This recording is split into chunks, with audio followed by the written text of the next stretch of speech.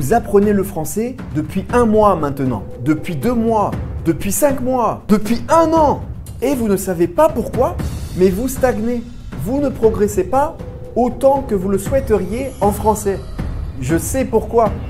Parce que vous faites au moins une de ces erreurs. Salut à tous, bienvenue sur ma chaîne pour tous ceux et celles qui veulent apprendre le français. Et aujourd'hui, je vais vous parler de quelque chose de très important. Je vais vous parler des choses à éviter, des erreurs à ne pas faire quand vous apprenez le français. Que vous soyez de niveau débutant, intermédiaire ou avancé, il est essentiel de connaître ces erreurs pour progresser plus efficacement. Comme d'habitude, je vous raconte tout ça dans un français clair et compréhensible pour que vous puissiez comprendre le plus possible. N'oubliez pas d'activer les sous-titres, de regarder la vidéo plusieurs fois pour plus d'efficacité. Et c'est parti! La première erreur, utiliser le même contenu. C'est une erreur très commune. Une erreur que beaucoup de personnes qui apprennent le français font, c'est de toujours utiliser le même contenu. Que ce soit un livre, une application comme Boozoo, Babbel, Duolingo, un podcast, une vidéo YouTube. Se limiter à un seul type d'apprentissage, utiliser toujours le même type de contenu peut devenir très ennuyeux. Et ne pas vous exposer assez à la richesse de la langue, car la langue est très riche, très complexe. Par exemple, si vous regardez mes vidéos YouTube, c'est très bien, merci beaucoup. Mais ne regardez pas que ça. Regardez, écoutez d'autres vidéos YouTube, d'autres podcasts, d'autres personnes. C'est très important de varier vos ressources, d'écouter d'autres voix, d'autres intonations, d'autres accents, d'autres tout. Variez vos ressources, vraiment. Écoutez des podcasts, regardez des vidéos YouTube, lisez des livres, des articles, des blogs, regardez des films, des séries, regardez des interviews. Cette diversité va premièrement vous aider à enrichir votre vocabulaire et à comprendre au mieux certains accents et styles de langage. Et vous pouvez aussi utiliser Duolingo. Car je sais, beaucoup de personnes sur YouTube disent que Duolingo c'est pas bien, c'est mal, que vous n'allez pas apprendre le français en utilisant Duolingo. C'est vrai, vous n'allez pas apprendre le français en utilisant seulement Duolingo. Mais vous pouvez l'utiliser en complément, en extra de ce que vous faites déjà. Donc vous pouvez utiliser Duolingo, il n'y a pas de souci. Deuxième erreur, la grammaire. Faire trop de grammaire. Se concentrer excessivement sur la grammaire, faire beaucoup trop de grammaire est une erreur.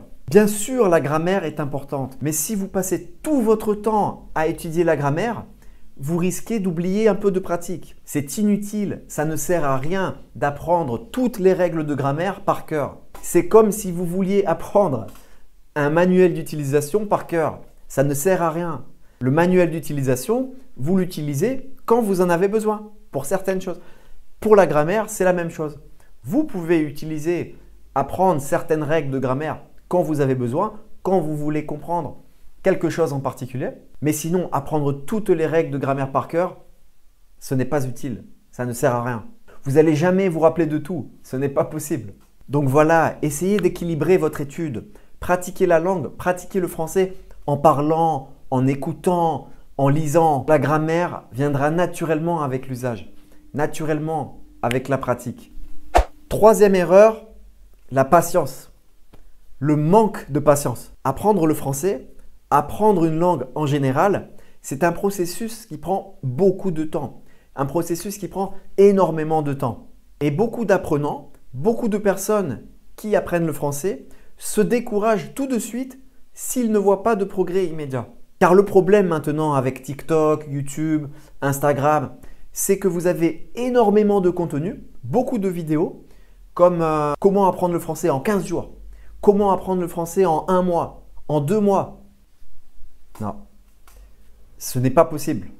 Apprendre le français, apprendre une langue en général, ça prend du temps, beaucoup de temps. Ne soyez pas impatient, appréciez votre apprentissage, prenez plaisir à apprendre le français. Donc voilà, rappelez-vous, c'est important que chaque petit pas compte. Fixez-vous des objectifs réalistes et célébrez vos succès, même les plus petits. La persévérance, c'est la clé. Prochaine erreur, l'irrégularité. L'irrégularité. l'irrégularité dans l'apprentissage du français.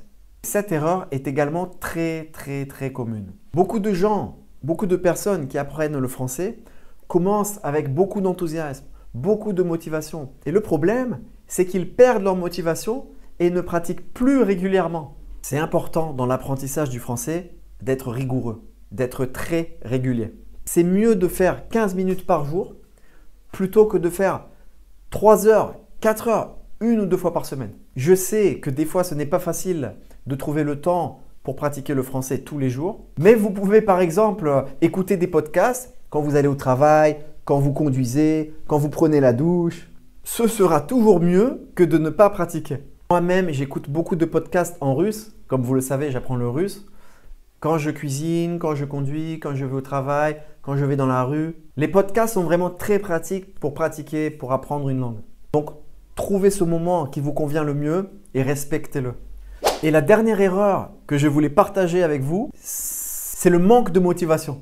Sans motivation, c'est difficile de continuer à apprendre, de continuer à pratiquer. C'est pour ça que c'est très important, quand vous commencez à apprendre le français, à apprendre une langue en général, d'avoir une motivation, une raison. Ça peut être pour voyager, pour parler avec votre partenaire en français, pour le travail. Il peut y avoir énormément de raisons différentes. Ou pour le plaisir tout simplement peut-être, parce que vous adorez la France et la culture. Et quelles que soient vos raisons ou vos motivations, gardez vos objectifs bien en tête et rappelez-vous pourquoi vous avez commencé le français. Voilà, c'est tout pour les erreurs à ne pas faire quand vous apprenez le français. J'espère que ces petits conseils vous aideront à progresser et à rendre votre apprentissage du français plus agréable. N'hésitez pas à partager votre expérience dans les commentaires. Et surtout, n'oubliez pas, si vous avez aimé la vidéo, de liker la vidéo, de vous abonner. Et on se revoit vite dans la prochaine vidéo. Ciao!